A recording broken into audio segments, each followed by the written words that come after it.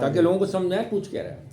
قاری صاحب یہ جو اہل حدیث اور جو بریلوی اور یہ ان کا تو ہمیں چلو پتہ ہے نا کہ یہ مسلمان ہیں لیکن یہ بھٹکے ہوئے ہیں, کچھ زیادہ بھٹکے ہوئے ہیں کچھ کم بھٹکے ہوئے ہیں. قادیانیوں کو تو جو سنتا ہے وہ ٹوٹل کافر مانتا ہی ہے, کیونکہ وہ ہمارے نبی پاک صلی اللہ علیہ وسلم کو بالکل وہ نبی آخری نہیں مانتے. صحیح. تو شیعوں کے بارے میں جو ہے نا بہت سے لوگ جو ہے نا اختلاف کرتے ہیں کہ یہ مسلمان ہو سکتے ہیں نہیں ہو سکتے. بہت سے لوگوں کو ڈاؤٹ رہتا ہے, بہت سے لوگوں کو نہیں پتہ ہوتا. تو اس کے بارے میں آپ کا موقف شیعوں کے بارے میں کیا ہے؟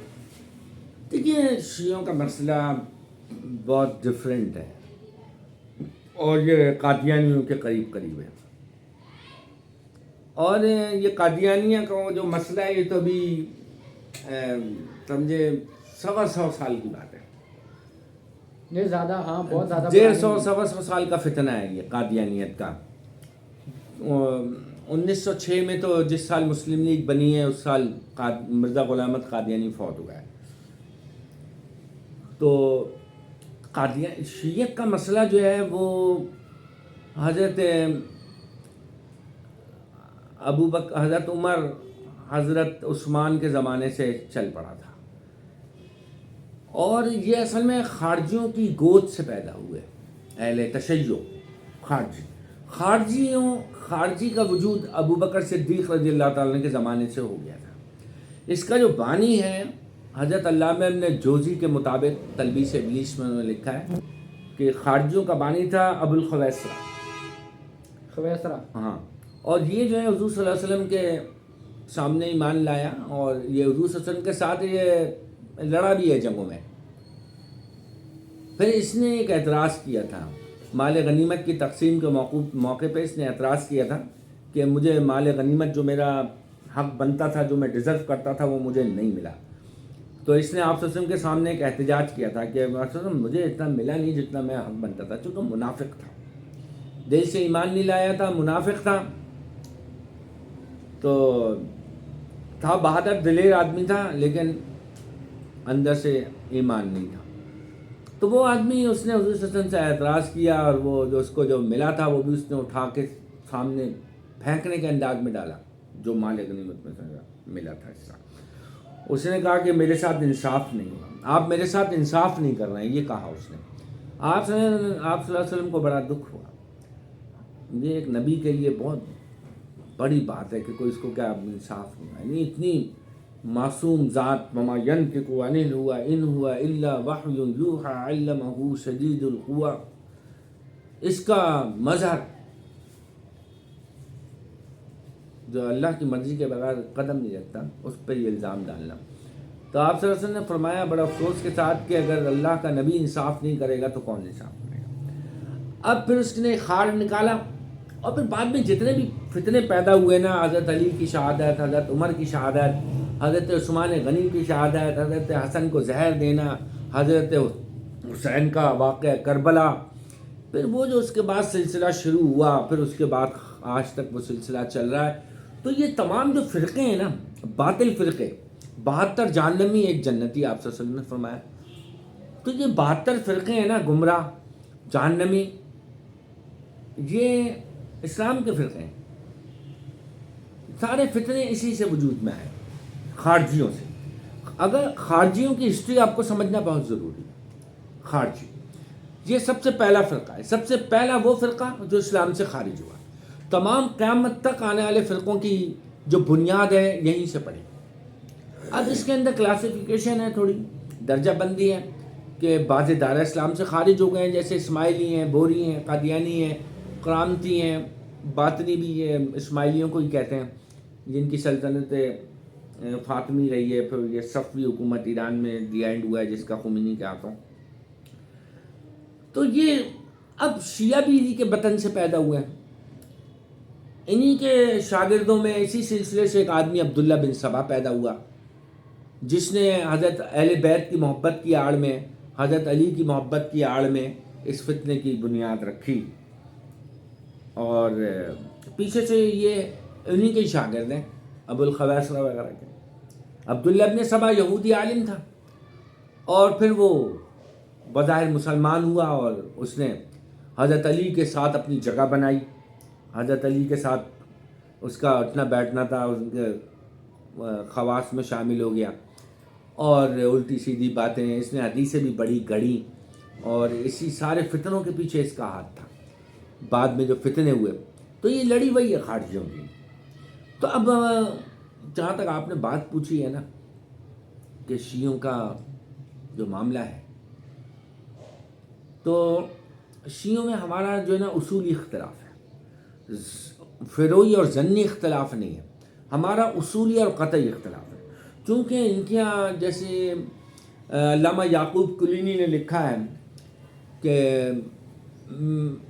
ہمارے پاس 2000 روایات ہیں، دباچے میں لکھا ہے اس نے کہا ہمارے پاس 2000 روایات ہیں کہ جس سے یہ ثابت ہوتا ہے کہ موجودہ قرآن وہ قرآن نہیں ہے جو اللہ کے رسول پہ نازل ہوا، اس پہ بعد کے آنے والے صحابہ نے، اور بعض روایتوں میں ان کی ایسی روایتوں میں کہ بعد کے آنے والے جو صحابہ تھے وہ شرابی صحابہ، بدکار صحابہ، انہوں نے قرآن میں تحریف کی۔ تو یہ تحریف قرآن کے قائل ہیں، یہ ایک بڑا مسئلہ ہے۔ دوسرا، عصمت انبیاء کے قائل نہیں ہے، ان کے ہیں امامت برتر از نبوت۔ امام خمینی نے تو صاف اس پہ لکھا ہے، اس کی تشریح کی ہے، بڑی تشریح کی ہے، وہ اس کا جو نظریہ، اس نے ایک نیا نظریہ دیا شیعوں کو، جس کی وجہ سے وہ ان کا مجتہد اور اس دور کا بہت امام کہلاتا ہے، اور ایک ملک بھی اس نے اپنا شیعہ قانون، شیعہ اسٹیٹ بنائی علامہ خمینی صاحب نے۔ تو انہوں نے تو صاحب اپنی کتابوں میں کلام امام، الحکومت الاسلامیہ، کشف اسرار وغیرہ میں صاف انہوں نے لکھا ہے کہ امامت جو ہے وہ افضل ہے نبوت سے۔ تو میرے خیال سے یہ الحکومت، یہ کشف اسرار ان کی کتاب ہے، اس کی عبارت ہے امامت برتر از نبوت، اور بہت سارے ان کے باتیں ہیں، تفصیل تو خیر بہت لمبی ہے۔ دوسرا ان کا مسئلہ، میں یہ بتا رہا ہوں کہ ہمارا ان سے اصول اختلاف کیا، ایک تو تحریف قرآن کا مسئلہ، پھر ان کے یہاں نبوت افضل ہے، نبوت سے امامت افضل ہے۔ اب میں آپ کو حوالے دکھا سکتا ہوں اس کے، میں نے کتابیں سب دیکھی ہیں اللہ کی توفیق سے، سب کتابیں جو ہیں وہ نظر سے گزری ہیں۔ اب میں دور حاضر کے علماء کا بھی آپ کو اس پہ تھوڑا سا تجزیہ دوں گا کہ موجودہ دور کے علماء کیا کہتے ہیں ذرا اس پر۔ میں تو آپ کو پیچھے سے ذرا تھوڑا سا سٹارٹ کیا، مختصر شارٹ۔ اب دوسرا مسئلہ ہے تحریف قرآن، نبوت، عصمت انبیاء۔ یہ انبیاء سے زیادہ معصوم سمجھتے ہیں اپنے 12 اماموں کو۔ حضرت شاہ ولی اللہ رحمۃ اللہ علیہ نے کہا تھا نا، جب ان سے علماء ماور النہر نے آ کے پوچھا تھا کہ آپ اماموں شیعوں کے بارے میں کیا کہتے ہیں، تو انہوں نے تھوڑی معذرت کی کہ میرا اتنا مطالعہ نہیں ہے اس پر، ابھی مجھے صحیح معلوم نہیں ہے، تو آپ بعد میں یہ دیکھوں گا۔ تو انہیں فکر درپیش ہوئی، انہوں نے کچھ لوگوں سے کہا کہ بھائی شیعوں کی کچھ اصولی ماخذات، کتب ماخذ جو ہیں وہ کچھ میں لا کے دو، میں دیکھوں ان کا عقیدہ نظریہ کیا ہے۔ تو انہوں نے جب پڑھا، اصول کافی ملی ان کو، وہ میرے خیال سے تقریباً ہمامسری تھا، ملا باقر مجلسی قریب کا ہی تھا، 11ویں ہجری کا تھا، حضرت شاہ صاحب بھی تقریباً 11ویں ہجری کے قریب کے ہیں۔ تو انہوں نے جب پڑھا تو انہوں نے فی البدی کہا، انہوں نے کہا میں نے جو عقیدہ امامت پڑھا ہے شیعوں کا، تو فی البدی میرے منہ سے نکلا کہ یہ حضور صلی اللہ علیہ وسلم کے بعد 12 امام نہیں بلکہ 12 خداؤں کے قائل ہیں۔ یہ 12 امام نہیں بلکہ 12 خداؤں کے قائل ہیں۔ یہ بہت لمبا قصہ، کبھی موقع ہوا تو سناؤں گا۔ اس میں حضور صلی اللہ علیہ وسلم کی زیارت بھی ہوئی تھی، آپ صلی اللہ علیہ وسلم یہ سوچ و فکر میں جب تھے تو خواب میں حضور صلی اللہ علیہ وسلم تشریف لائے تھے۔ ان کی کتاب ہے، وہ ان کی کتاب کے دباچے میں انہوں نے یہ اپنا خواب لکھا ہے۔ کتاب کا نام ذرا کنفرم نہیں ہو رہا ہے ابھی ذہن میں، ابھی بتا دیتا ہوں آپ کو، بھی آ جائے گا ذہن میں۔ تو اس میں دباچے میں انہوں نے لکھا ہے کہ حضور صلی اللہ علیہ وسلم، میں بڑا پریشان تھا، تو خواب میں حضور صلی اللہ علیہ وسلم آئے اور انہوں نے فرمایا ولی اللہ کیا بات ہے، کیوں پریشان ہے؟ تو انہوں نے حضور صلی اللہ علیہ وسلم نے شاہ ولی اللہ سے کہا کہ تم کیوں پریشان ہو؟ تو انہوں نے کہا کہ اصل مجھ سے آئے کچھ لوگوں نے پوچھا ہے شیعوں کا عقیدہ کیا ہے، تو یہ کافر ہیں مسلمان ہیں۔ تو حضرت وہ فرماتے ہیں مجھے حضور صلی اللہ علیہ وسلم نے خواب میں فرمایا کہ اگر ان کا تم عقیدہ سمجھنا چاہتے ہو تو ان کا عقیدہ امامت پڑھ لو۔ تو آپ فرماتے ہیں کہ میں نے کتابیں کچھ منگوائیں اپنے شاگردوں سے، مریدوں سے، ان کا عقیدہ امامت دیکھا تو فی البدی میرے منہ سے نکلا کہ یہ حضور صلی اللہ علیہ وسلم کے بعد 12 امام نہیں 12 خداؤں کے قائل ہیں۔ تو خیر خواب حجت نہیں ہوتا، شرعی دلائل کے لیے اور بہت کچھ موجود ہے، قرآن و سنت موجود ہے، اجماع بھی اور مجتہدین کا شرعی قیاس بھی دستیاب ہے. تو یہ ایک مسئلہ یہ ہوا. پھر اس کے بعد آخرت میں بھی توحید، ان کے توحید کے ساتھ جو ہے نا ان کی ایک چیز جڑی ہوئی ہے، بدع، کہ اللہ تعالیٰ سے غلطی بھی ہو جاتی ہے، اللہ سے بھوک چوک بھی ہو جاتی ہے. توحید کے ساتھ عدل ہے. اب شیعوں کی جو نا ہماری یہاں تین چیزیں نا، ہماری یہاں تین چیزیں، اتنا تو آپ لوگ جانتے ہوں گے، تھوڑے بہت مسلمان ہیں ہم لوگ، ہے نہیں تھوڑے بہت، کہ ہماری یہاں توحید، رسالت، آخرت ہے نا. تین چیزوں پہ ہمارا ایمان ہے نا، توحید، رسالت، آخرت. باقی ساری چیزیں اس کے تابع ہیں، اس کی تفصیل ہیں، اس کی فروع ہیں، شاخ ہیں. ان کے 6 چیزیں: توحید کے ساتھ عدل، رسالت کے ساتھ امامت، اور آخرت کے ساتھ رجعت. آخرت کے ساتھ رجعت کیا؟ توحید کے ساتھ عدل، کہ توحید ہے، جیسے ہمارا آپ کا عقیدہ ہے. توحید کی ان کی بڑی زبردست کتابیں، ان کی توحید پر جو علم کلام کی جو کتابیں نا، آپ دیکھیں آپ کو ایسا لگے گا اور یہ تو پکے مومن مواحد ہیں. یقین مانیں، میں نے دیکھی ہیں اللہ کی توفیق سے. ان کے جو پرانے علماء نے لکھی ہیں، علامہ طوسی نے، یعقوب کلینی نے، ملا باقر مجلسی نے، اور شیخ صدوق وغیرہ نے. اب مگر جب یہ عدل پر آتے ہیں، اس کے ساتھ جو عدل جوڑا ہے، یہاں ڈنڈی ماری انہوں نے، کہ اللہ پر واجب ہے کہ وہ عدل کرے. اللہ پر واجب ہے کہ وہ عدل کرے. اللہ ظلم نہیں کر سکتا، اللہ پہ قید نہیں ہے. کوئی اللہ کی پیدا کردہ مخلوق میں اللہ سے یہ نہیں پوچھ سکتا یہ کیوں کیا، وہ کیوں کیا. وہ ایسا قادر مطلق ہے، فعال لما یرید، ان اللہ علی کل شیء قدیر. اس کو کوئی نہیں پوچھنے والا ہے، بات اس کے اختیار اور قدرت کی ہے. تو لیکن اللہ تعالیٰ فرماتا ہے لا تظلم نفس علی شیء، اللہ کسی پہ ظلم نہیں کرتا. لا یکلف اللہ نفسا الا وسعها، اللہ کسی اس کی طاقت سے زیادہ بوجھ نہیں ڈالتا. اب یہ اللہ کے قوانین نہیں ہیں، اللہ اس کا پابند نہیں ہے، لیکن اللہ کی جو ہے نا اللہ کی شان نہیں ہے. تو بہرحال انہوں نے توحید کے ساتھ عدل جوڑ دیا. اللہ پہ کوئی چیز فرض اور واجب نہیں ہوتی، انہوں نے اللہ پر عدل کو واجب قرار دیا. اور اس کی بڑی عجیب و غریب تفصیل ہے، کبھی توفیق ہوئی تو ٹاپک وائز بات کریں گے. دوسرا، رسالت کے ساتھ امامت، کہ رسالت ختم ہو گئی، اب جیسے رسالت پر ہر آدمی پر ایمان لانا فرض عین شدید ہوتا ہے، اسی طرح امامت کو بھی ماننا فرض عین فرض شدید ہے. اب امامت کی ایک تفصیل ہے بھائی، باب مناقب ائمہ، ایک بہت بڑا ٹاپک ہے. اور اصل میں شیعت کی بنیاد کا اصل عقیدہ یہی ہے، عقیدہ امامت. امامت جو ہے وہ ان کے یہاں بڑا امپورٹنٹ مسئلہ ہے. امام یا امام زمان ادرکنی، امام مہدی کے انتظار میں بیٹھے ہیں، امام المنتظر، وہ آئیں گے اور پھر شیعت کی اشاعت ثانیہ ہوں گی، جیسا ہم حدیثوں سے دیکھتے ہیں نا، قرآن کی آیات سے لیظہرہ علی الدین کلی وغیرہ کی جو آیات ہیں، یہ ڈاکٹر اسرار صاحب تفصیل بڑی بیان کی ہے. تو یہ بیٹھے ہیں اشاعت ثانیہ، اسلام کی نہیں، اشاعت ثانیہ شیعت کی، جس کا ایک نمونہ ایران میں پیش کیا یہ امام خمینی صاحب نے. اب تیسری چیز، اچھا ایک بڑی مزے کی بات لکھی ہے اصول کافی میں ملا باقر مجلسی نے، کہ تمام لوگ جو ہے نا انسان، سننے والی بات ہے، حضرت ذرا غور فرمائیے گا، آپ ماشاءاللہ بڑا علم ہے آپ کے پاس، اللہ نے آپ کو، ہم تو آپ کے شاگردوں میں سے ہیں، ہم بات کر رہے ہیں، یہی بہت بڑے گستاخی ہے کہ آپ جیسے لوگوں کے آگے بیٹھ کے آدمی بات کر رہا ہے.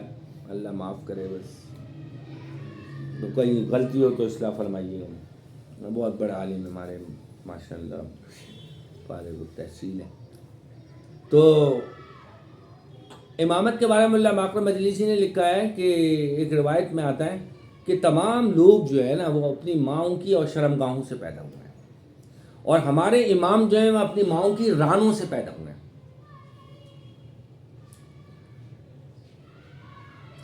ایک زمانہ تھا حوالے یاد ہوا کرتے تھے، کتابیں یاد ہوا کرتی تھیں، صفحے یاد ہوا کرتے تھے، مگر اب وہ حافظہ نہیں رہا، اب کتابوں کی ضرورت پڑتی ہے۔ تو مگر بہرحال جتنی باتیں میں آپ سے کر رہا ہوں نا، تعدیث نعمت کے طور پہ آپ کو میں کہہ رہا ہوں کہ سب میں کتابوں سے آپ کو دکھا سکتا ہوں، مجھے تسلی ہے، اس پر سب کچھ یاد ہے مجھے، بس حوالے تھوڑے سے آگے پیچھے ہو جاتے ہیں، کتابوں کے نام بھول جاتا ہوں۔ اچھا، دوسری بات امامت، رسالت کے ساتھ امامت۔ تیسری بات آخرت کے ساتھ رجت۔ آخرت پہ ان کا عقیدہ آپ دیکھیں ان کی کتب میں، ماخذات، کتب ماخذ میں، تو آپ کہیں گے یار یہ تو مسلمان ہے، بالکل بہترین عقیدہ ہے رسالت پر۔ ختم نبوت کی تحریک میں ہمارے ساتھ تھے قادیانیوں کے خلاف، معلوم ہے آپ کو، قادیانیت کی تحریک میں ہمارے ساتھ تھے اور بڑی محنت کی، بڑی قربانیاں دی، ایسی بات نہیں ہے، ان کے علماء بھی جیل گئے، 16 MPO کے تحت بند ہو جاتے تھے ہمارے علماء کے ساتھ۔ لیکن اب آپ دوسرا جب آپ دیکھتے ہیں رسالت کے رسالت، آپ کو آخرت تو سمجھ میں آ گئی کیوں حضرت، مگر اس کے ساتھ رجت کیا ہے؟ رجت آپ عوام کو نہیں پتہ، رجت کیا ہے، عوام کو نہیں پتہ رجت کیا ہے۔ رجت میں آپ کو آسان لفظوں میں بتا رہا ہوں، شیعوں کا عقیدہ رجعت کہ جی اب وہ بھی اماموں سے ہی جڑا ہوا ہے، سنیں یہ کام کی بات ہے، یہ بھی اماموں سے جڑا ہوا ہے، ان کا ہر عقیدہ کہیں سے بھی آ رہا ہو اماموں تک، اماموں سے جڑا ہوا، توحید اماموں سے جڑی ہوئی۔ اچھا، اب جتنے لوگوں نے اماموں کو تنگ کیا، پریشان کیا، جیسے یزید، خلیفہ منصور، معتصم باللہ، امیر معاویہ رضی اللہ تعالیٰ عنہ، یعنی جتنے لوگ جو شیعوں کا ہمارے ٹارگٹ ہیں، جو یہ کہتے ہیں بڑا ظلم کیا اماموں کے ساتھ، اہل بیت کو مارا پیٹا، یہ وہ، اس میں ساری بات غلط بھی نہیں ہے۔ خیر، حکمران تو کبھی کسی کے نہیں ہوئے، آج کے ہوں یا پہلے کے، ہمارے سنی علماء نے بھی، حکمرانوں نے بھی بڑا ظلم کیا، لیکن انہوں نے کیا فائدہ اٹھایا اس سے، کیش کیا کرایا انہیں، کیا اب جتنے اماموں پہ جس نے ظلم کیا، جتنے امام آئے ان کے 12 کے 12، اور جو اہل بیت اماموں کے چاہنے والے، وہ سارے شیعہ ہو گئے، سارے شیعہ شامل ہیں نا اس کے اندر۔ اب جن لوگوں نے اماموں پر ظلم کیا، زیادتی کی، ان کا حق مارا، وہ قیامت سے پہلے، قیامت کے قائم ہونے سے پہلے وہ 12 کے 12 امام دنیا میں آئیں گے، اور ان سب لوگوں کو جو زندہ ہیں ان کو بھی پکڑیں گے، جو 1400-1500 سال میں فوت ہو گئے ظلم کر کے، ان میں صحابہ کی بھی بہت بڑی تعداد شامل ہے اماموں پہ ظلم کرنے میں، چونکہ حضرت علی کے ساتھ صحابہ کرام رضی اللہ تعالیٰ عنہم اجمعین۔ میں شیعوں کا پوائنٹ آف ویو بتا رہا ہوں۔ اب ان سب کو قبروں سے نکالیں گے، حضرت ابو بکر کو، حضرت عمر کو، عثمان کو، حضرت امیر معاویہ کو، عمار بن یاسر کو، اور حضرت خالد بن ولید کو، حضرت مغیرہ بن شعبہ کو۔ مغیرہ بن شعبہ کے بارے میں آپ کو بتاؤں گا کہ ایک دفعہ کہ وہ کہاں دفن ہے، اور وہ مزار کس کی ہے، حضرت علی کے نام سے جو منسوب ہے کوفہ میں، نجف اشرف میں، اس کے اندر کون ہے، یہ بھی ایک بات ہے، کبھی بتاؤں گا، مگر میں سیاق و سباق کے ساتھ بناؤں گا۔ تو وہ اب امام ان کو زندہ کریں گے اور ان کو سزا دیں گے۔ اس میں یہ بھی آتا ہے ابو بکر عمر کو نکالا جائے گا، ان کو کوڑے لگیں گے، پھانسیاں دی جائیں گی۔ حضرت امی عائشہ صدیقہ رضی اللہ تعالیٰ عنہ جو تمام مومنین کی ماں ہے قیامت تک آنے والوں کی، ان کو قبر سے نکالا جائے گا، جنت البقیع سے، اور امام مہدی خود جائیں گے ان کو۔ اور ملا باقر مجلسی نے ایک روایت لکھی ہے کہ امام مہدی جب غار سدرہ منراع سے نکلیں گے عراق سے، تو وہ پیدل سفر کریں گے اپنے چاہنے والوں کے ساتھ جنت البقیع تک، اور حضور صلی اللہ علیہ وسلم کے زیارت کو بھی جائیں گے، اور حضرت عائشہ کی قبر پہ آئیں گے اور لباس نہیں ہوگا، بے لباس ہوں گے۔ اصول کافی میں روایت لکھی ہے حضرت یہ ملا باقر میں سے کہ لباس نہیں ہوگا بدن کے اوپر، اور حضرت امی عائشہ صدیقہ رضی اللہ تعالیٰ عنہ کی قبر پہ جائیں گے اور ان کو قبر سے نکالیں گے، اور وہ جو ان پہ جو لگی تھی ان کے اوپر جو لگی تھی تہمت، جو ان کو زنا کی تہمت لگی تھی، جس کا برات قرآن سے ثابت ہوئی اور آیات نازل ہوئی سورہ حجرات کی اور سورہ نور کی،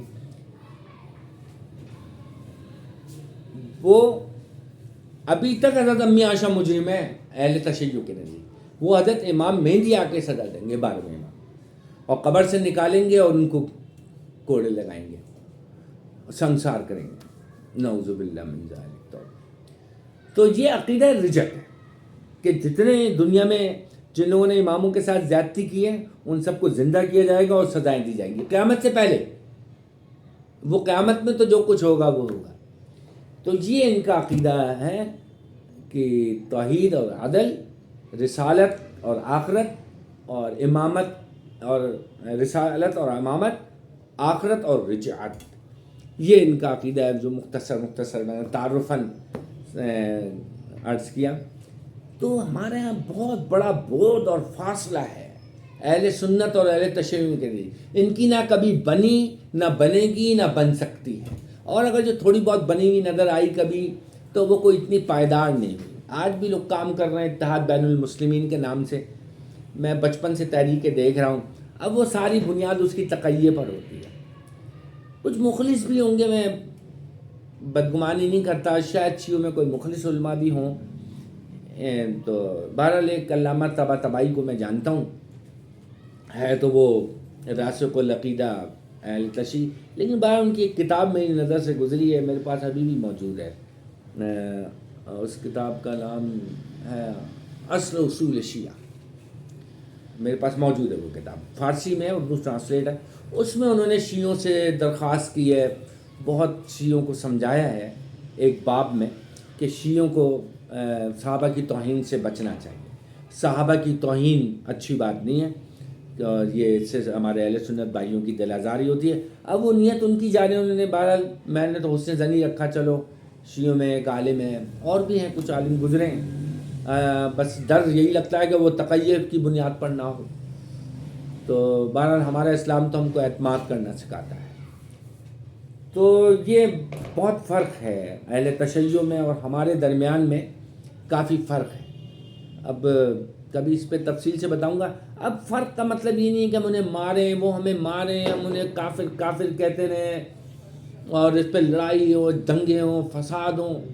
اپنا عقیدہ اپنے ساتھ ہے، لکم دینکم ولی دین، لیکن بہرحال اسلام کے ساتھ جو ہے نا لگا کھاتا نہیں ہے۔ عقیدہ شیعت کا لگا جو ہے وہ اسلام کے ساتھ میچ نہیں کرتا۔ کہیں کوئی مسئلہ ہو، پیدا ہونے سے کہ مرنے تک کا مسئلہ، وضو سے نکاح طلاق تک کا مسئلہ، ہر مسئلے میں وہ جدا ہیں، یہاں تک کہ کلمہ بھی، لا الہ الا اللہ محمد رسول اللہ علی ولی اللہ ووصی رسول اللہ خلیفۃ بلا فصل۔